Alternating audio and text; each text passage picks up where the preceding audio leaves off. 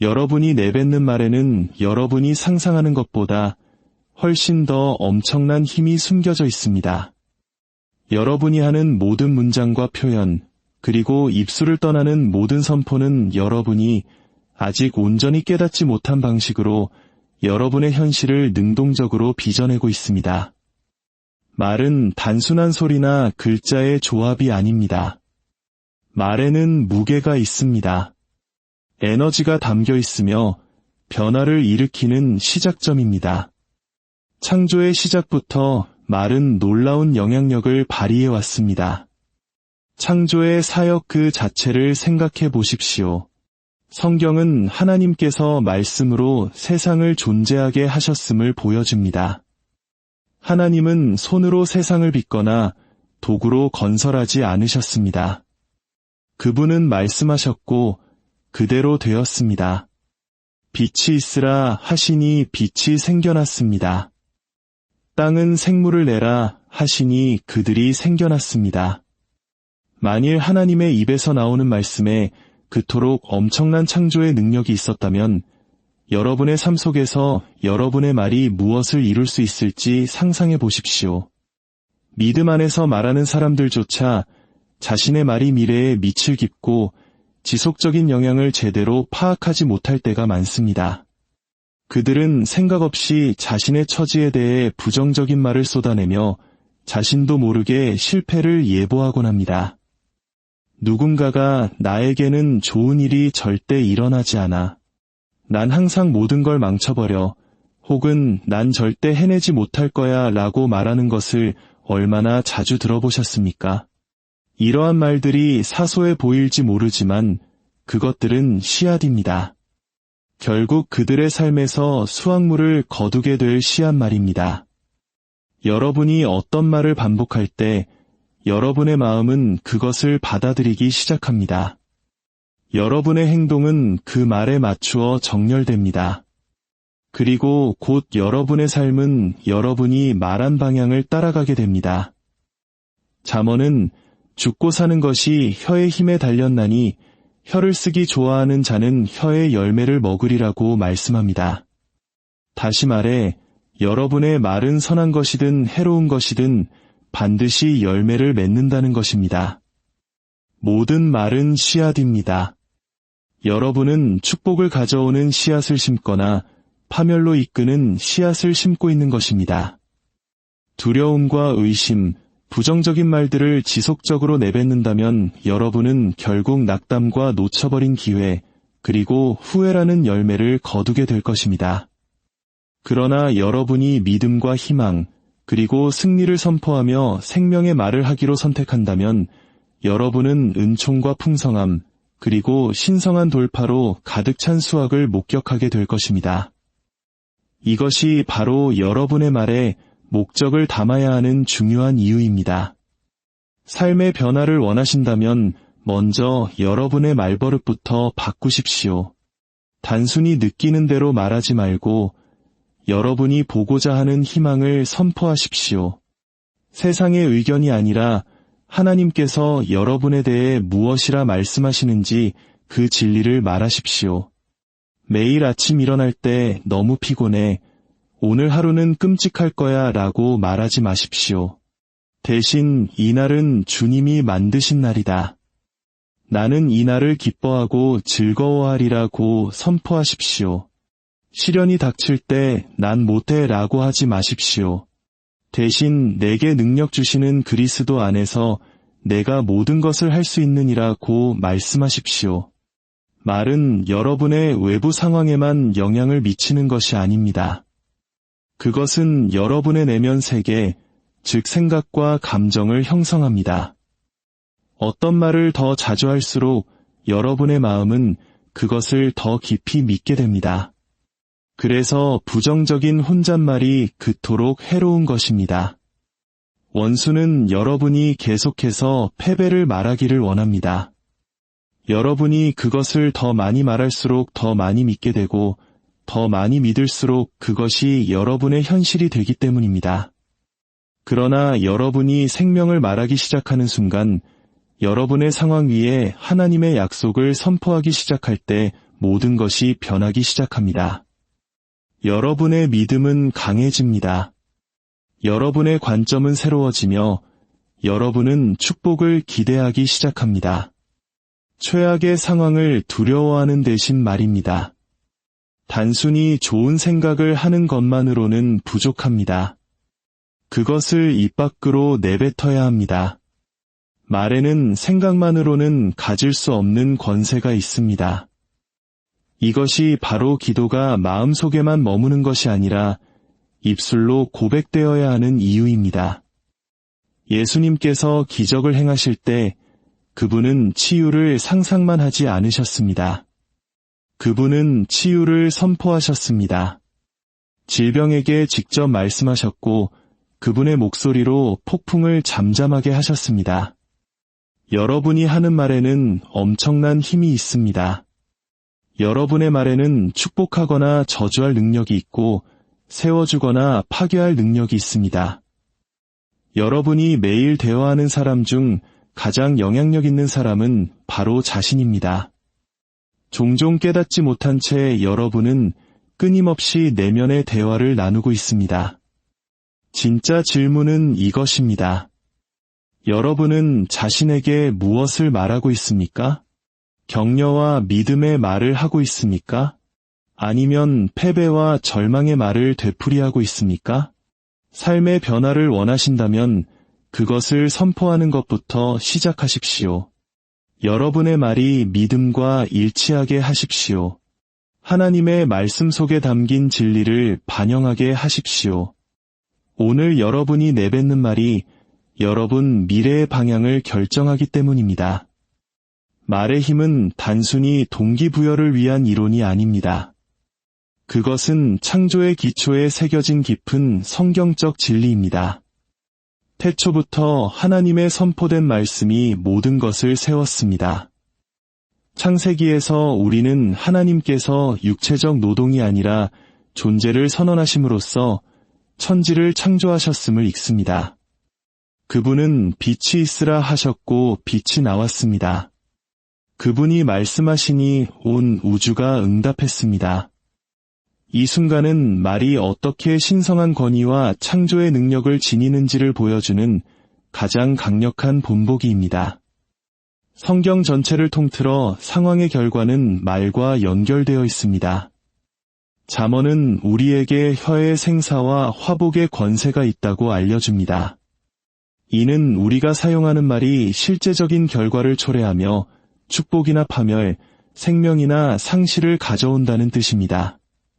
하나님께서 말씀을 통해 세상을 빚으셨듯이 그분은 우리 인간에게도 우리의 말을 통해 동일한 창조적 능력을 맡기셨습니다. 예수님께서는 마가복음에서 이 점을 분명히 하셨습니다. 그분은 누구든지 이 산더러 들리어 바다에 던져지라 하며 그 말하는 것이 이루어질 줄 믿고 마음에 의심하지 아니하면 그대로 되리라고 선언하셨습니다. 주님은 산에 대해 생각만 하라고 하지 않으셨고 속으로만 기도하라고도 하지 않으셨습니다. 주님은 구체적으로 말하면이라고 하셨습니다. 말하는 것은 가시적인 믿음의 행위이며 믿음으로 행해질 때 영적인 원리를 작동시킵니다. 선포된 말씀의 영향력을 보여주는 또 다른 강력한 사례는 선지자 에스겔의 마른 뼈 환상에서 찾을 수 있습니다. 에스겔 37장에서 하나님은 그를 죽은 뼈가 가득한 골짜기로 데려가 그 뼈들 위에 대어나라고 명령하십니다. 에스겔이 순종하여 하나님이 주신 말씀을 선포하자 뼈들이 서로 연결되고 근육과 살이 오르며 생기가 그들에게 들어갑니다. 한때 생명이 없던 것들이 육체적 노력이 아니라 하나님의 선포된 말씀의 능력으로 살아난 것입니다.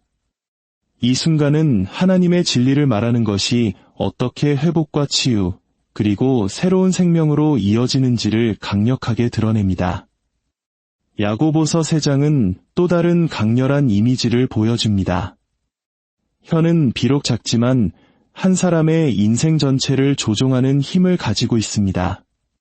아주 작은 키가 거대한 배를 조절하고 작은 재갈이 힘센 말을 인도하듯 단 한마디의 말이 누군가의 운명의 항로를 바꿀 수 있습니다. 이것이 바로 성경이 무모하거나 부주의한 말을 반복해서 경고하는 이유입니다.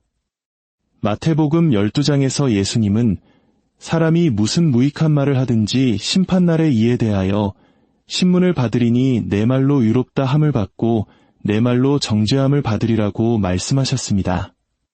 말은 결코 의미 없는 소리가 아닙니다. 말은 영적인 권위를 담고 있습니다. 성경에는 실제로 이루어진 수많은 축복과 저주의 선포들이 기록되어 있습니다.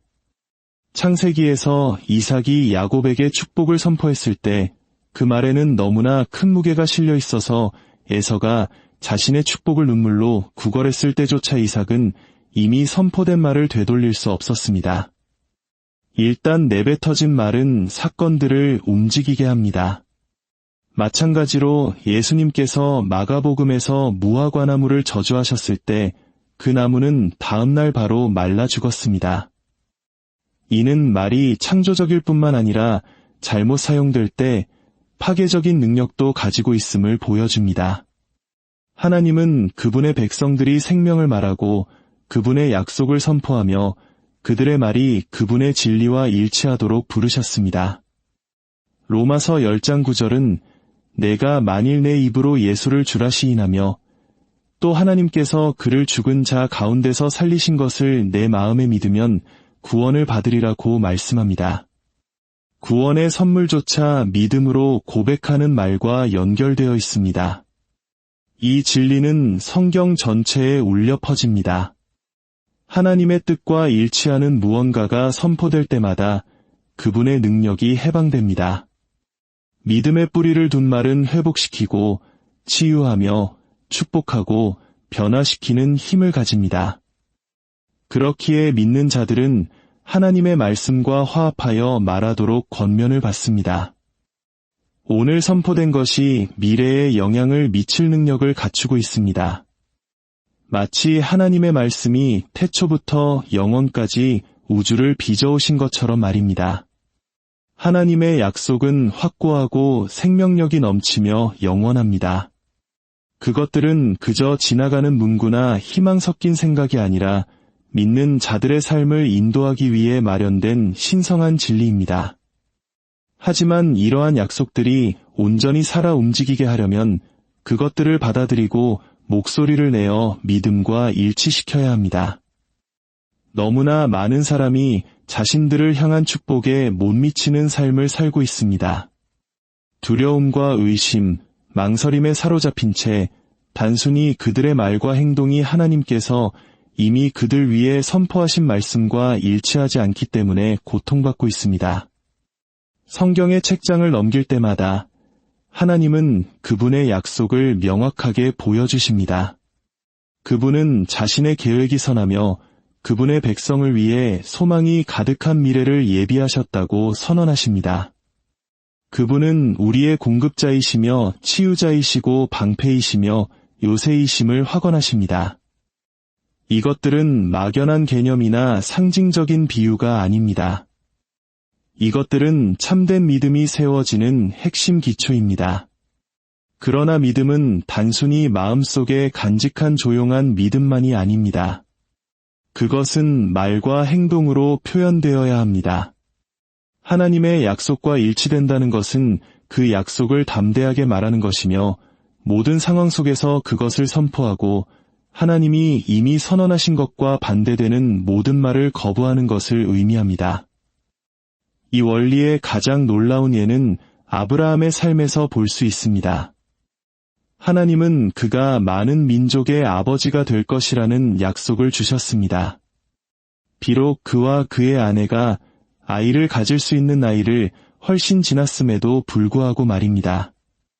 자연적인 관점에서 그 약속은 완전히 불가능해 보였습니다. 그러나 아브라함은 흔들리지 않았습니다. 로마서는 믿음이 없어 하나님의 약속을 의심하지 않고 믿음으로 견고하여져서 하나님께 영광을 돌리며 약속하신 그것을 또한 능히 이루실 줄을 확신하였으니 라고 기록합니다. 아브라함은 자신의 믿음을 하나님이 선언하신 것과 일치시켰고 때가 되어 그 약속은 성취되었습니다. 만약 그가 이건 절대 일어나지 않을 거야 라고 불신의 말을 했다면 그는 하나님이 이미 정하신 일에 대항하는 자가 되었을 것입니다. 대신 그는 확고히 서서 문제에 집중하는 대신 약속 위에 서기를 선택했습니다. 이 동일한 진리는 여호수아와 이스라엘 백성들의 이야기에서도 나타납니다. 그들이 여리고 성벽에 다다랐을 때 하나님은 이미 그들에게 승리를 주셨습니다.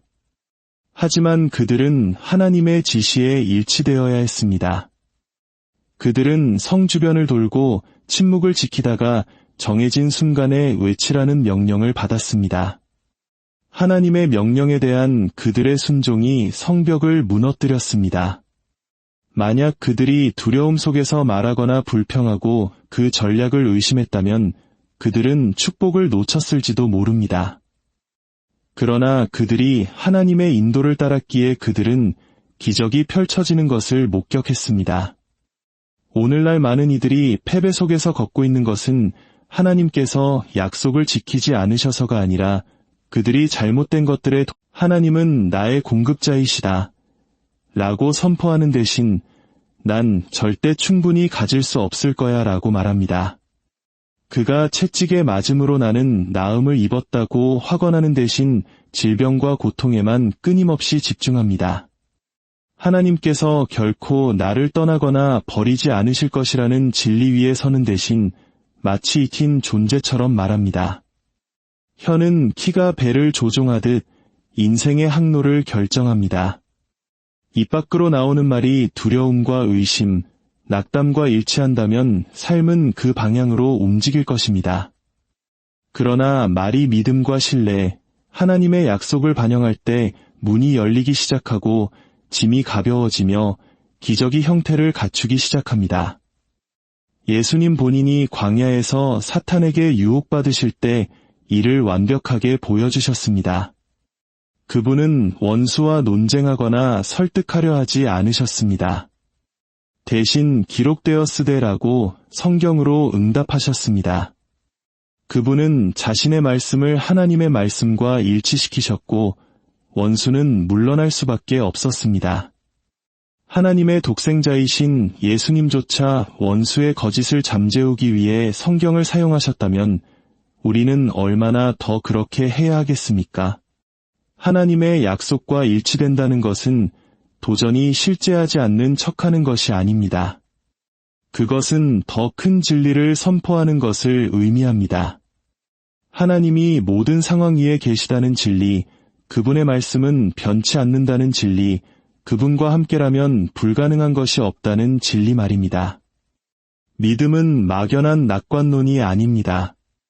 그것은 하나님께서 이미 말씀하신 것에 대한 확고한 신뢰입니다. 말과 행동이 모두 그분의 약속을 반영할 때 돌파는 필연적입니다. 파괴적인 패턴은 하루아침에 형성되지 않습니다. 그것들은 반복되는 생각과 말, 그리고 선택이 쌓이면서 자신도 모르는 사이에 점진적으로 굳어집니다. 많은 사람이 패배와 두려움, 의심과 낙담의 굴레에 갇혀 있는 이유는 변화할 힘이 부족해서가 아니라 무의식적으로 그 패턴 안에 머물도록 자신을 훈련시켰기 때문입니다. 마음은 특정한 사고방식에 적응하며 내뱉는 말들은 마음이 받아들인 것들을 메아리처럼 반복합니다. 그러나 오랜 시간 쌓아 올린 것이라도 다시 무너뜨리고 재건할 수 있습니다. 성경은 하나님의 진리에 대적하여 깊이 뿌리박힌 사고 패턴인 견고한 진의 위력을 경고합니다. 고린도후서 10장에서 우리의 싸우는 무기는 육신에 속한 것이 아니요 오직 어떤 견고한 진도 무너뜨리는 하나님의 능력이라 모든 이론을 무너뜨리며 하나님 아는 것을 대적하여 높아진 것을 다 무너뜨리고 모든 생각을 사로잡아 그리스도에게 복종하게 하니라고 말씀합니다. 파괴적인 패턴은 그것을 세운 생각과 그것을 지탱하는 말에 정면으로 맞섬으로써 깨어집니다. 광야의 이스라엘 백성들은 부정적인 태도를 방치했을 때 어떤 일이 일어나는지 보여주는 강력한 예시입니다. 하나님은 그들을 애굽의 종살이에서 구출하셨고 그들을 먹이셨으며 임재로 인도하셨고 풍요로운 땅을 약속하셨습니다. 하지만 이 모든 것에도 불구하고 그들은 끊임없이 두려움과 불신의 말을 내뱉었습니다. 역경이 닥칠 때마다 그들은 원망하며 애굽에서 죽는 게 더 나았을 것이라고 말했습니다. 하나님의 약속 대신 자신의 두려움에 일치하기를 선택한 결과 한 세대 전체가 이미 준비된 축복을 놓치고 말았습니다.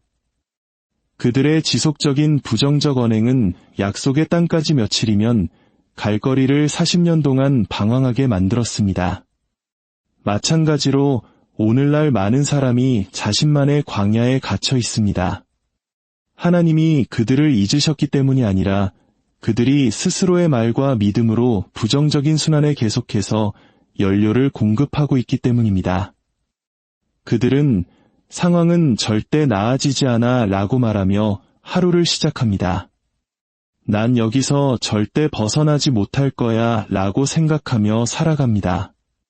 난 충분하지 않아, 난 항상 실패해, 난 절대 앞으로 나아갈 수 없어 라는 생각에 동조합니다.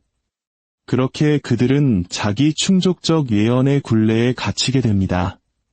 반복하는 말이 기대를 형성하고 그 기대가 현실을 만듭니다. 하지만 이러한 파괴적인 패턴은 깨어질 수 있습니다. 첫 번째 단계는 인식입니다. 그것들이 무엇인지 정체를 알아차리는 것입니다. 원수는 종종 기만을 통해 사람들에게 부정적인 생각이 단순히 사실인 것처럼 믿게 만듭니다. 넌 충분히 강하지 않아. 넌 항상 이 모양일 거야. 아무것도 변하지 않아 라는 원수의 거짓말이 마치 자신의 속마음처럼 들리게 합니다. 그러나 그 거짓말들이 식별되고 폭로되는 순간 그것들의 장악력은 느슨해지기 시작합니다. 다음 단계는 해로운 생각과 말들을 진리로 대체하는 것입니다. 로마서는 너희는 이 세대를 본받지 말고 오직 마음을 새롭게 함으로 변화를 받아라고 권면합니다. 변화는 마음이 새로워질 때 시작됩니다. 그리고 마음의 쇄신은 하나님의 진리로 마음을 가득 채울 때 일어납니다. 난 이걸 감당할 수 없어 라고 말하는 대신 내게 능력 주시는 그리스도 안에서 내가 모든 것을 할 수 있다고 선언하십시오. 난 이걸 절대 이겨내지 못해 라고 말하는 대신 이 모든 일에 나를 사랑하시는 이로 말미암아 내가 넉넉히 이기느니라 고 선포하십시오. 아무것도 변하지 않아 라고 하는 대신 하나님이 새 일을 행하고 계신다 고 말씀하십시오. 믿음으로 말하는 것은 현실을 무시하는 것이 아니라 현실에 지배당하기를 거부하는 것입니다.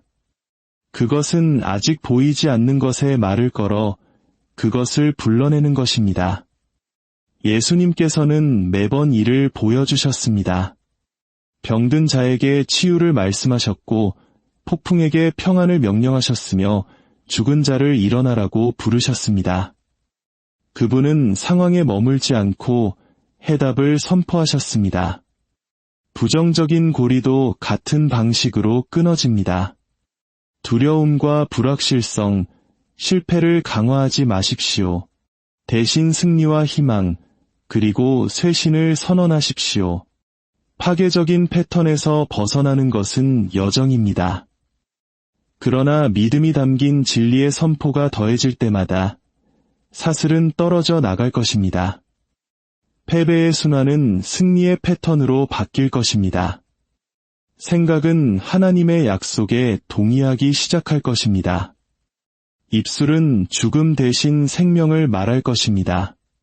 그리고 점차 과거의 장악력은 사라지고 자유와 사명, 그리고 성취로 가득 찬 새로운 길이 열릴 것입니다. 믿음은 단순한 지적 동의 그 이상입니다. 믿음은 움직임으로 살아나야 합니다. 진정한 믿음은 생각이나 말에만 머물지 않습니다. 그것은 앞으로 나아가며 행동을 취하고 하나님이 말씀하신 바에 자신을 일치시킵니다. 많은 이들이 믿는다고 말하지만 그들의 선택은 다른 것을 보여줍니다. 그들은 돌파를 위해 기도하지만 상황이 늘 그대로일 것처럼 살아갑니다. 하나님의 약속을 선포하지만 그 약속을 향해 한 발자국도 움직이지 않습니다. 행함이 없는 믿음은 불완전합니다. 야고보서는 행함이 없는 믿음은 그 자체가 죽은 것이라고 분명히 말합니다. 하나님께서 아브라함에게 고향을 떠나 지시할 땅으로 가라고 하셨을 때 아브라함은 믿기만 한 것이 아니라 순종했습니다. 그는 목적지도 모른 채 짐을 싸서 떠났습니다. 그의 믿음은 기꺼이 행동하려는 태도를 통해 증명되었습니다. 히브리서 11장 8절은 믿음으로 아브라함은 부르심을 받았을 때에 순종하여 장래의 유업으로 받을 땅에 나아갈새 갈 바를 알지 못하고 나아갔으며 라고 말씀합니다. 만약 아브라함이 모든 답을 얻을 때까지 기다렸거나 의심하며 주저했다면 그는 하나님이 예비하신 약속 안으로 결코 들어가지 못했을 것입니다. 그의 믿음은 움직였습니다. 베드로 역시 배에서 발을 내디뎠을 때 살아있는 믿음의 능력을 경험했습니다. 물 위를 걸어오시는 예수님을 보고 그는 주여 만일 주님이시거든 나를 명하사 물 위로 오라 하소서라고 했습니다. 예수님은 오라고 대답하셨습니다. 베드로는 안전하다고 느껴지는 곳에 머물며 예수님의 능력을 믿기만 할 수도 있었습니다. 그러나 믿음은 그 이상을 요구했습니다. 그것은 한 걸음을 요구했습니다. 그리고 그의 발이 파도에 닿았을 때 불가능은 현실이 되었습니다. 하지만 그의 시선이 구원자가 아닌 폭풍으로 옮겨갔을 때 그는 가라앉기 시작했습니다. 이 순간은 우리에게 깊은 진리를 가르쳐줍니다. 순종하는 믿음은 기적을 부르지만 두려움에 사로잡힌 주저는 실패로 이어집니다. 12해 동안 혈루증을 앓던 여인 또한 이 진리를 강력하게 보여주었습니다. 그녀는 긴 세월 고통을 견디며 가진 모든 것을 의사들에게 썼지만 상태는 악화될 뿐이었습니다. 그러나 예수님의 소식을 들었을 때 그녀는 대담한 결정을 내렸습니다. 내가 그의 오대만 손을 대어도 구원을 받으리라. 그녀는 수동적으로 머물거나 기적이 오기만을 마냥 기다리지 않았습니다. 그녀는 군중을 해치고 나아가 손을 뻗어 그분의 옷자락을 만졌습니다. 그 단순한 믿음의 행위가 즉각적인 치유를 가져왔습니다. 예수님은 돌이켜 그녀에게 딸아 내 믿음이 너를 구원하였다고 말씀하셨습니다.